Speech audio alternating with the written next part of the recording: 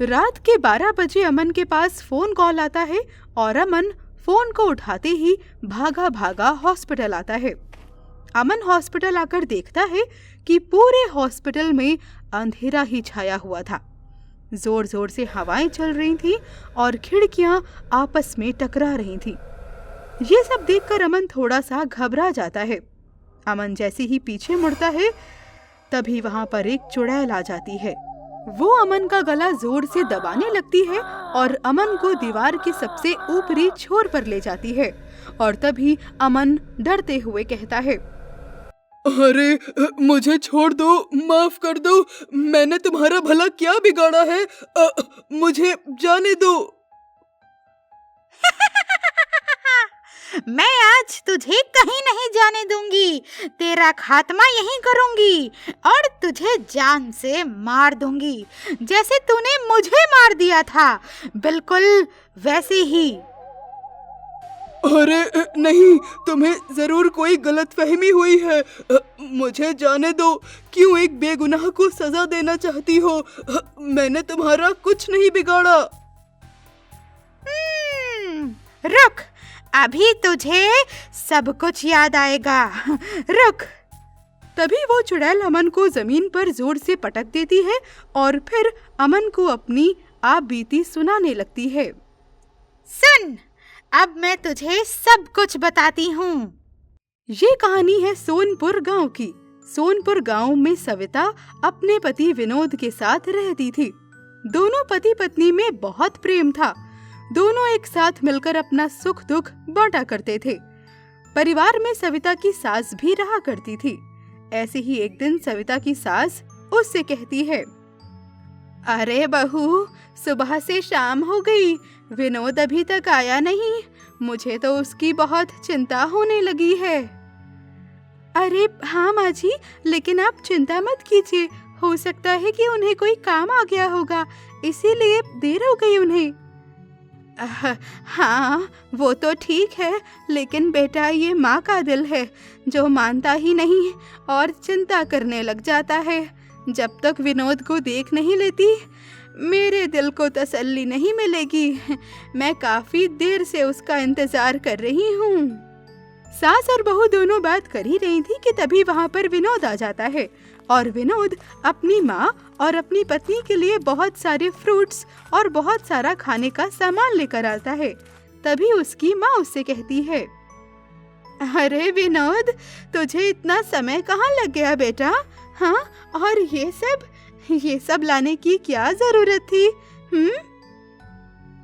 अरे जरूरत कैसे नहीं थी माँ, मुझे अपनी पत्नी और अपनी माँ दोनों की सेहत का अच्छे से ध्यान रखना है, इसीलिए मैं उनके लिए ताजे ताजे फल लेकर आया हूँ। और हाँ, यही सब लाने में मुझे थोड़ा समय लग गया। अब आप दोनों ये चटपटी सी चाट खाइए। अगर उंगलियां चाटते ना रह जाइएगा तो कहिएगा।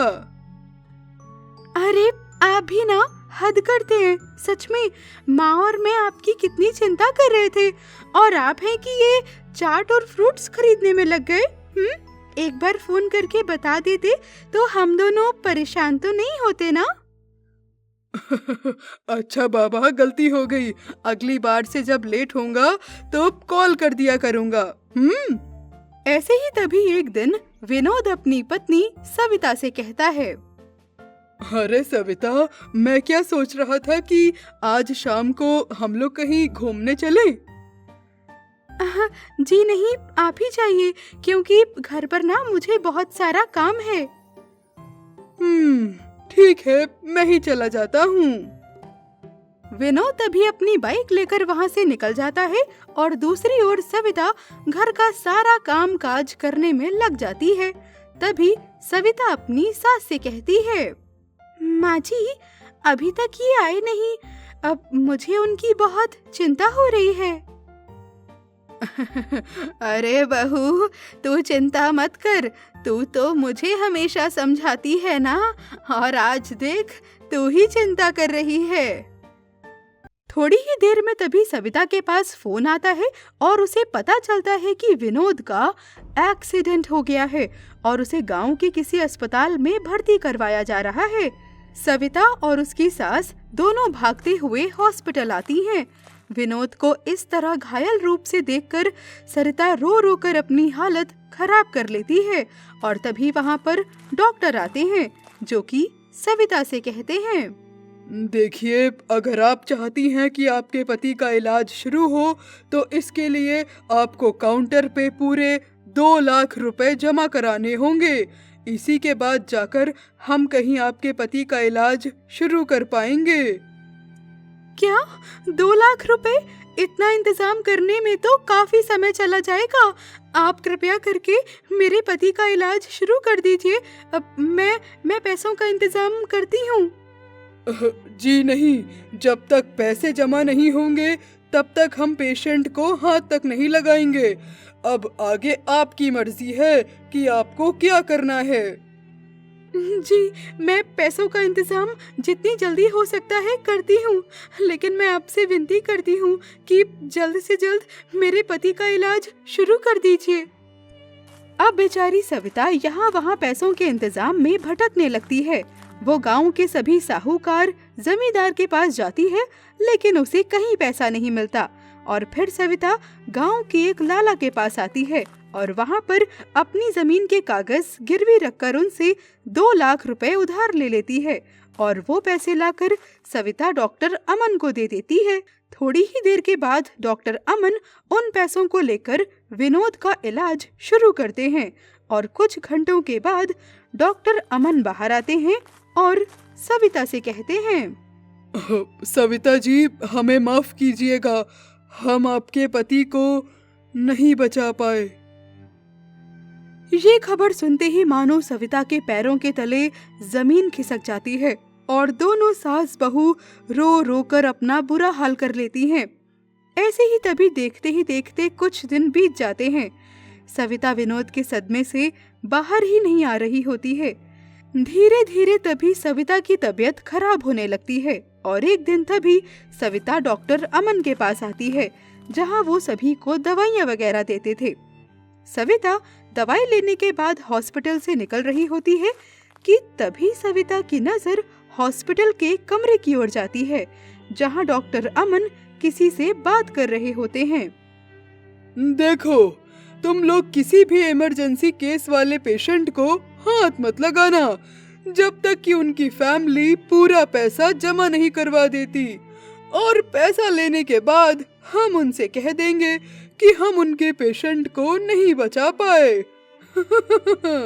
ऐसे ही तो हमारा बिजनेस चलता रहेगा। सविता जैसे ही ये सुनती है उसके होश उड़ जाते हैं और उसका दिल जोरों से धड़कने लगता है और वो आकर डॉक्टर अमन से कहती है, अच्छा, तो ये है तुम्हारा काला सच? तुम ऐसे ही गरीब लोगों से पैसे लेते हो और उन्हें जान से मार देते हो। रुको, मैं तुम्हारा काला चिट्ठा ना पूरे गांव को बताऊंगी। ऐसा सुनते ही डॉक्टर अमन घबरा जाता है और वो सविता को एक जहर का इंजेक्शन दे देता है और सविता देखते ही देखते वहाँ पर दम तोड़ देती है। मुझे सब याद आ गया। मुझसे उस दिन बहुत बड़ी भूल हो गई थी। मैं तुमसे अपनी गलती के लिए माफ़ी मांगता हूँ और तुमसे वादा करता हूँ कि आज के बाद ऐसा कभी नहीं करूँगा। मुझे माफ़ कर दो, मुझे जाने दो यहाँ से। चुड़ैल अमन की कोई बात नहीं सुनती है और उसे वहीं पर तड़पा तड़पा कर मार डालती है और तब जाकर हमेशा हमेशा के लिए चुड़ैल की आत्मा को शांति मिलती है।